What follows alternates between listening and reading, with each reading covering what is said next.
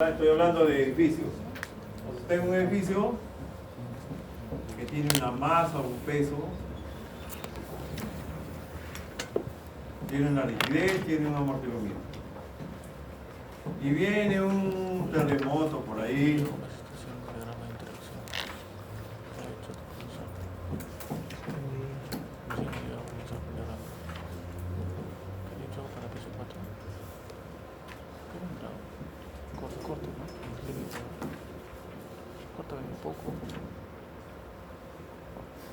Y aquí es un tipo catastrófico, armagedónico, de 0,75 G.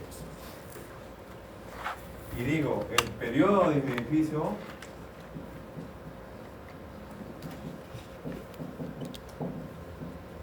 y es un terremoto de subducción. Digo, de este de acá he deducido un espectro que es así ya promediado, bonito así. Este valor es 0,75 G y aquí estoy hablando de 2 G. ¿Así? ¿Sí? Agarré varias señales de esa zona. Esto es SA y este es el periodo estructural. Es un suelo bueno, viene un terremoto así enorme y la pregunta que me hago es, ¿cuál es la aceleración que va a tener esta estructura? ¿Será 2G también? ¿Qué dicen? ¿Tú qué dices? Hay que saber cómo transforma el suelo. No, ya es que de la roca ya llegó así a la superficie y yo saqué mi espectro y digo, ya, pueblo, diseña con esto. Ya. Y la pregunta que estoy haciendo es, cuando se diseña, es en los planos, se construye, viene el funcionario público, tira su champán, etcétera, ya quedó el edificio listo. En ese momento, luego de la inauguración viene un terremoto. ¿Cuál es la aceleración que tiene el edificio? Este es un tema que lo hemos hablado 1001 veces. ¿Cuánto? La masa del edificio. Efectivamente, X segunda absoluta al diablo con el sismo. No depende del sismo, sino de la resistencia lateral que tiene el edificio.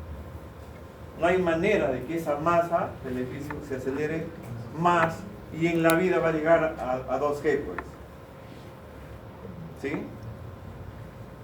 Si yo me imagino que la aceleración, que la resistencia del suelo, por ejemplo, es la cuarta parte del peso, si yo me imagino que la resistencia del edificio es la cuarta parte del peso, entonces ¿a qué aceleración llegará? 0,25G, ¿cierto?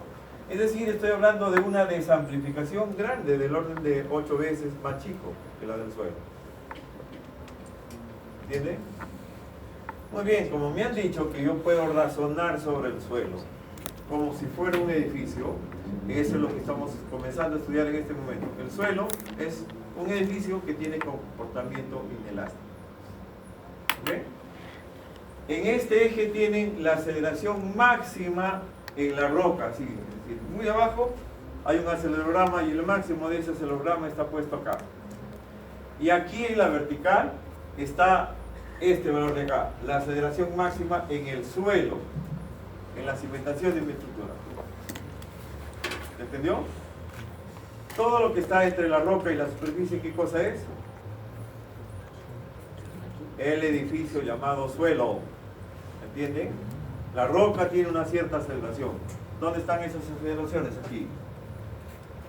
Y luego, en la superficie donde voy a poner la cimentación de mi estructura, es la azotea de este edificio que se llama suelo.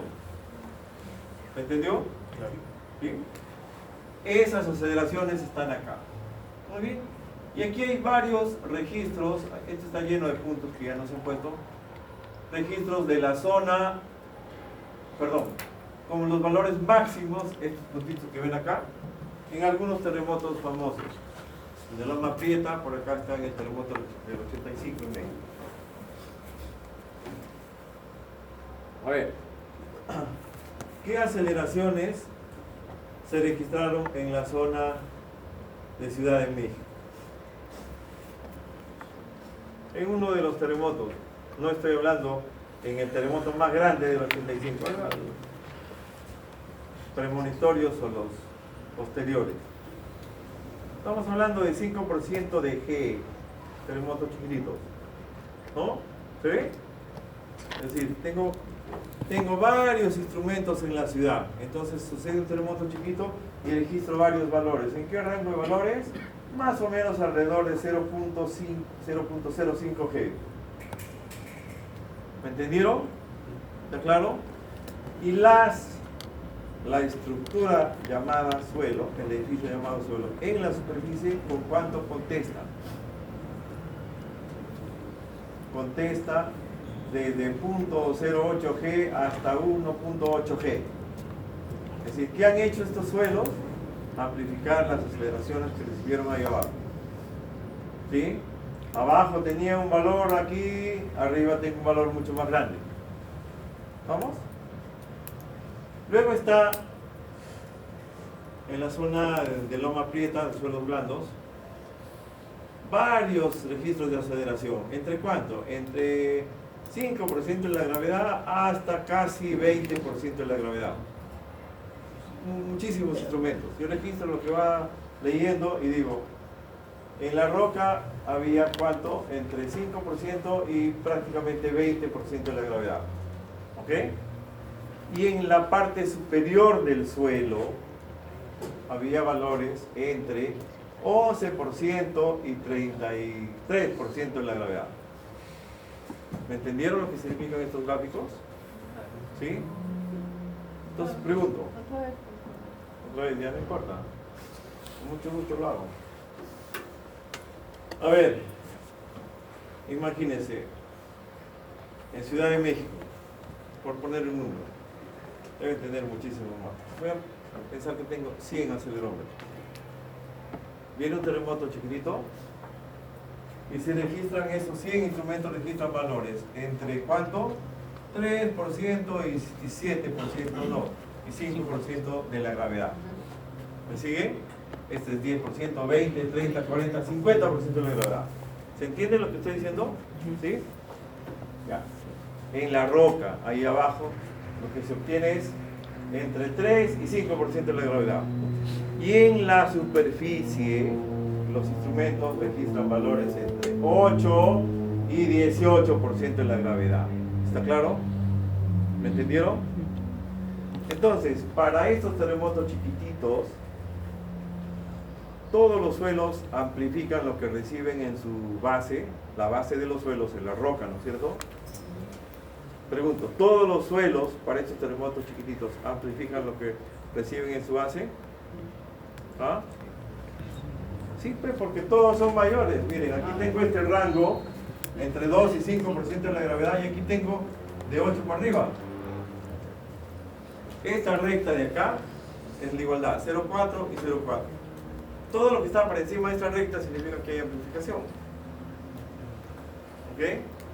Pregunto entonces, a ver, ahí va Patía. Escucha. En estos terremotos pequeños, hay algunos suelos que desamplifican lo que reciben en su base. ¿Cuál es la base del suelo? La roca. Hay algunos suelos que desamplifican lo que reciben en su base. No, no es cierto, no sea loco, si ahorita nos acabas de decir que están por encima de esta recta. ¿Ok? Ahora, terremotos un poquito más grandes. ¿Tú qué dices? ¿Como el de dónde? ¿De Pando? Loma Prieta dice. Ya, muy bien, Loma Prieta dice, y Loma Prieta se lee, muy bien. La pregunta que le estoy diciendo hoy, oye, en estos terremotos un poquitito más grandes, ¿todos los suelos se amplifican o no? No, hay data. Tengo aquí varios instrumentos en Loma Prieta, voy a imaginarme 100. Entonces lo que se ha registrado adentro en la roca a 100 metros de profundidad son valores que están entre el 5 y el 18% de la gravedad, abajo en la roca.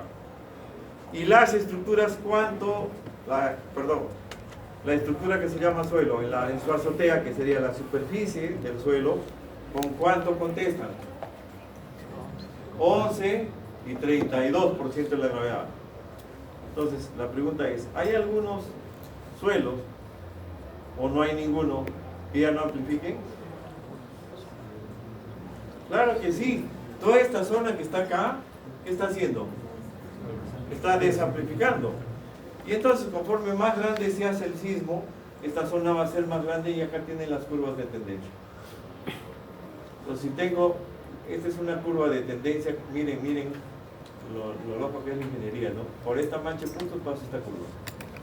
Es que tengo que concluir algo, si no me vuelvo loco. Pero algo tenemos que hacer para trabajarlo ordenadamente. Entonces digo, esta mancha de puntos no existe. Lo que existe es esta curva en azul. ¿Sí? Entonces, esta curva en azul me va a decir cómo se comportan los suelos blandos. Y pregunto, si los suelos blandos son esta curva en azul, ¿qué pasa en los terremotos grandes, en los suelos blandos? ¿Cuánto recibe en sus zapatos el suelo blando en un terremoto grande? ¿Qué es un terremoto grande? ¿Ah? 0.45. Ya, medio G o 0.4G o lo que quieran, ¿no es cierto? A partir de 0.3 dicen algunos, 0.35 ya. Ok, a partir de 0.3, 0.35. Por acá se produce un terremoto y en la base del suelo, o sea, en la superficie de la roca y adentro a 300 metros, lo que sea, hay un 0.4G. ¿Ok? ¿Qué pasa con la superficie? ¿Amplifica más de 0.4G? No, ¿no es cierto? Ella está por debajo de esta curva X igual a Y. Es decir, va a desamplificar. Si abajo tengo un 0.4G, arriba ¿cuánto voy a tener? 0.35G. ¿Y eso a qué se debe? A esta figurita que le hemos repetido 81.000 veces. Que la aceleración depende de la resistencia que tienen las cosas. Entonces aquí el suelo comienza a dañarse para terremotos grandes, entra en régimen inelástico y por lo tanto ya no amplifica la aceleración que recibe en su base. ¿Cuál es la base del suelo? La roca, ¿no es cierto? Entonces recibe una aceleración alta, pero a la superficie ya no puede llegar tan alto. Esto es parte del comportamiento de los suelos. Hasta allí hay bastantes números, hay bastantes curvas de tendencia, hasta ahí las cosas aterrizan muy bien en los códigos. Y hay otros fenómenos que no encuentran cabida todavía en los códigos, pero que son tan ciertos como los anteriores. Ahí vamos a comenzar a ver esto. Este es un conjunto habitacional en el terremoto del 85 en Chile que se llamaba Canal de Figueres. Varios edificios, estos que ven acá están en una zona agreste, zonas dependientes, que tenían un sistema estructural bastante bueno, con muros de concreto armado. Los edificios en Chile son llenos de muros, una densidad mucho más alta de muros que la que nosotros usamos,